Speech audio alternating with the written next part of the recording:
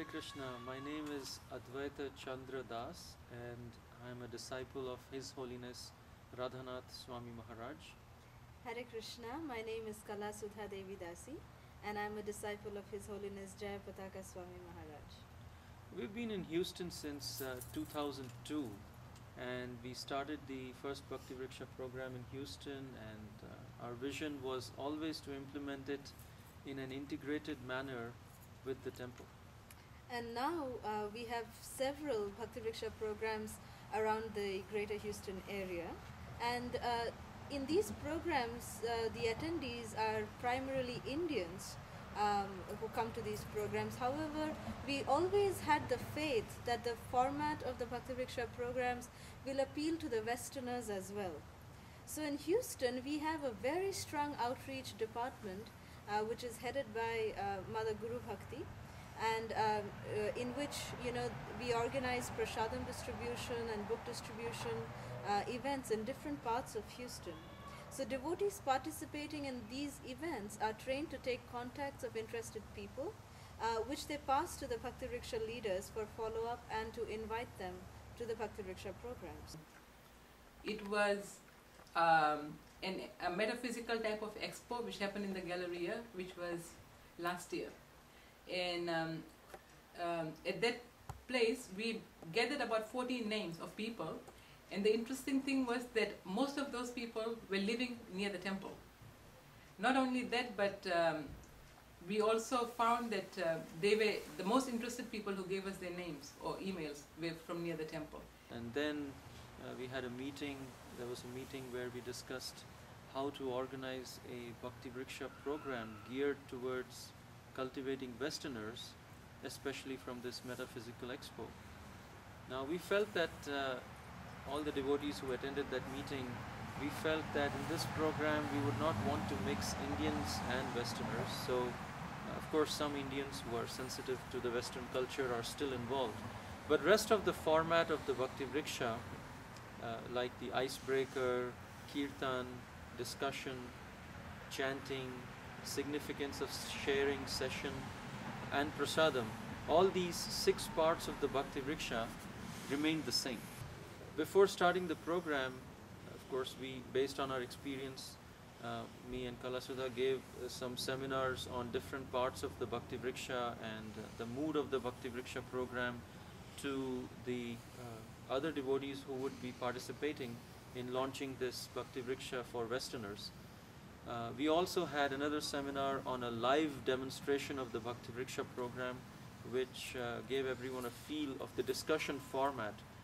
And with this preparation, we started inviting the contacts from the Metaphysical Expo and some of the other new Westerners that devotees had met during book distribution and other events.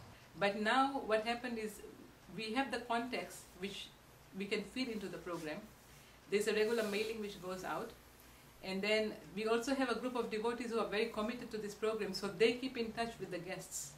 And there's also a group, a Yahoo group, through which people exchange ideas, and they keep in touch. So before we were preaching, getting the context, but there was no good follow-up. So the result of this Simple Living High Thinking group is that now there is regular follow-up and contact.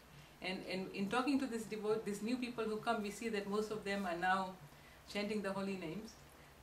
Most of them have deities or pictures or an altar, at least in their homes, and they offer their food. And a lot of them are, of course, vegetarians or vegan. So I feel that it is a very, this program has helped us a lot in cultivating this context that we make, and it definitely would help us going forwards. My involvement with the Bhakti Vriksha program started a few months ago.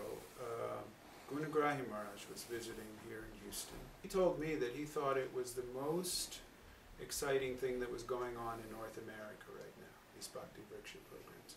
He was encouraging me to do one here in Houston. And I told him, yeah, that sounds like a great idea. I'm going to think about that. It started very humbly, just with, I believe, with 5 or 10 devotees that came to, that were at the first meeting, and we had 5 or 6 new people. And since that program, it's multiplied. It's doing fairly well, people are regulated to quite an extent and enjoy being a part of it. They enjoy every aspect of it, kirtan, the edification and prasadam. And it's just that it's a very healthy relationship amongst all of us. So I enjoy myself there. It feels like a second home to me apart from the temple. It's been very uplifting to me in my Krishna consciousness. And the more we do it, the more we've been doing it, the more I like it. It's a wonderful program. We have a steady group that comes, about 12, 13 people. We generally get 1 or 2 new people, that come by. And, one of the nicest things about it, I think, that the people that come to our program comment on is the feeling that they get being around the devotees of, just caring and, just general caring about their welfare. They just feel that the devotees treat everyone just in a very warm and caring way, and they don't find a lot of that in their normal lives at work. And so the feeling of just generally caring about somebody, because you're not only caring on a material platform, but you're caring on a spiritual platform. And they can actually sense that, and that's what they really appreciate about the Bhakti Vriksha programs. He would tell us often that Srila Prabhupada was an Indian, and he preached to the Westerners, to the Americans. And he said, now I'm an American and I'm preaching to you Indians. But that ball doesn't stop there. He said, you Indians now have to preach to the Americans. And in this way, the parampara can go on. So they suggested that we should have a home where people could go and meet regular folks like themselves. And in this way, they would feel more at ease and be able to take up Krishna consciousness. After that, we did the program for many years. And we were amazed that so many people would come through.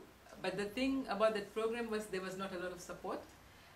It was just, we had someone who was cooking, we had our home, but we would send out an email regularly, but we were not calling them or like spending time with them afterwards, not on a regular basis. So we would, when we go out and on outreach, we go to these local festivals where we meet new people. We would invite them and they would come, but there was no way of following up with them. We were not doing it in a very organized form. Well, to ensure that members keep coming back regularly to the program, the main basis of the success of a Bhakti Vriksha program is how strong our follow-up system is. Once we have a very strong follow-up system, we can ensure the repetitivity of our members. The members need to be kept in touch with, either through email or by phone call. The phone call would be the best. That way they have a personal touch, which is not just to discuss about the program or which is something separate from the program, to make friendship with them. Once we strike a friendship with these members, they will come back to the program because they know that they have someone they can, someone to call them, to call a friend. We've been having this simple living, high thinking group that we've started. I believe the idea was to have a similar group to the Bhakti Vriksha program, the home programs that we have going in different neighborhoods around Houston. But the emphasis on this group was a little different. We found that we would get a lot of native Houstonians. One of the things that they thought they would really enjoy would be having kind of an open-ended subject discussion. We have a topic, which is a Krishna conscious topic, and it's all laid out. We have various topics ahead of time, and there are the similar discovery, application type of questions afterwards. And it seems like that really is engaging for the people who come. Another thing is when we do book distribution or when we're talking about the temple with people who seem to be interested in Bhakti Yoga, one thing is that it's a really nice program that we can invite people to. We also tell them that it's a real informal group, that we have nice kirtan, we have nice music, we have open-ended discussions, we have nice dinner prasadam afterwards, of course. And one thing that they seem to really enjoy is the fact that I try to get across that we have people from many different backgrounds, various faiths, and we come to talk about this philosophy. And I explain to them about Bhakti Yoga. That's the emphasis for this group. We've been going for close to 6 months now, and it seems like we inevitably every meeting we have 1, 2, or 3 new people. We have a core group that have been coming since the first month or so. They obviously really like it, and they bring their friends. That's how we get a lot of new people. And it's been working out very well so far. It's been wonderful. Actually, this reminds me of something. You know, that how different cultures respond to different things in a totally different way. They have a totally different perspective. Regarding this, you know, there was this very famous beverage company, and they were very successful in the Western world in promoting their product. And they had these 3, you know, big hoardings of billboard, right? First one would say that a person, you know, he's playing baseball and he's very, very parched, all sweaty and very parched and very thirsty, and then he drinks this particular beverage, and as soon as he drinks this beverage, the third hoarding would show that he is all full of energy and he's totally refreshed and back in the game. So, you know, this campaign, this advertising campaign was working so good. The sales were, you know, reaching the skies, and, you know, the beverage company was doing very, very well in the Western world. So the beverage company decided that why not launch their product in the Middle Eastern countries as well. So they, you know, did the same thing there, and, you know, they tuned it to the flavor of the local area, you know, Middle East. So instead of a person with baseball, they showed a sheikh, you know, on a camel going in a desert. You know, it was really sunny. It was so, you know, hot. And the sheikh was, you know, all sweaty in the camel, and the camel was perspiring. The sheikh was perspiring. The second hoarding showed that the sheikh drinks this particular beverage. And then the third hoarding showed that the sheikh was, you know, so refreshed, and the camel was so refreshed, and they were happily galloping into the desert, into the sunset. That's what the advertising showed. But unfortunately, the beverage company noticed that their sales were just dropping. You know, the sales were almost crushing. They were not making any kind of progress. So, you know, they just did not know what to do. So I guess they hired a consultant from the Middle East country and asked him to do some research in order to give light on this rare phenomena where a campaign which is successful all over the world is not working in this particular Middle East country. And so they gave him thousands of dollars, and after a few weeks of research, this consultant, he came back and he gave a presentation to the board of that beverage company, and he said that there's one problem to this, that in all other countries, especially the English-speaking world, English is read from left to right. However, here Arabic, here people speak Arabic and read Arabic, and it's read from right to left. And so most of the people who see your billboards, 3 consecutive billboards, they are actually reading it from right to left. And so they see that a person, the sheikh, is very happy on his camel, and then he drinks this. The second billboard says that he's drinking this beverage, and the third one, which is on the extreme left, shows him completely parched and thirsty. And so the message it gives out is that by drinking this beverage, you'll become parched and thirsty, because people are reading from right to left. So this, in a sense, goes on to show that although it's the same product, the same beverage that they were selling, but the way they are selling, the way it is being presented, has to be sensitive to the culture in which it is presented.